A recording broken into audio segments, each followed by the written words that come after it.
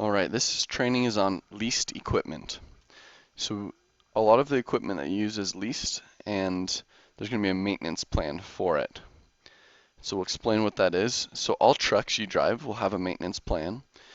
And so you get these leased equipments from a leasing agency, and they'll hold 6 to 12 cents per mile to maintain and fix any wear-related equipment issues.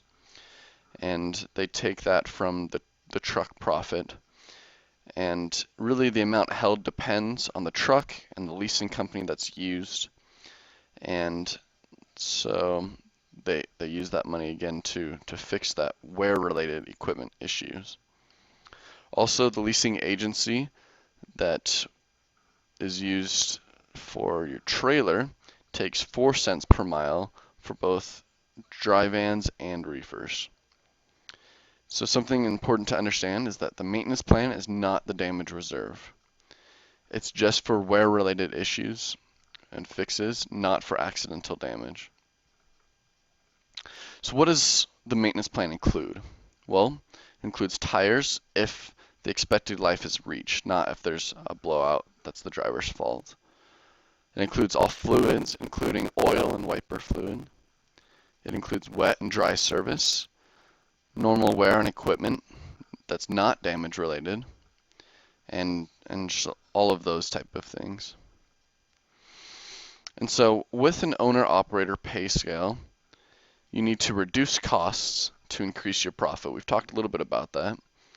And so you're always trying to reduce these costs to make more money. So in order to do that, you need to inspect your equipment carefully. And as you go about doing thorough inspections, your truck is going to have less downtime, and you won't be billed back for damages to your equipment.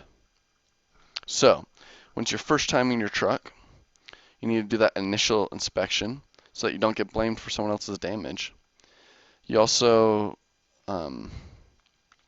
once you find damage, you need to take pictures of it, send those pictures to dispatch, and report to them anything that needs to be fixed. And so kind of give you an example, a good example and a bad example of how this works. So an example of what not to do is, let's say during your pre-trip inspection, you notice that something is wrong with the axle of your truck. You're not sure what happened, but because the truck is still driving without problems, you decide not to report anything.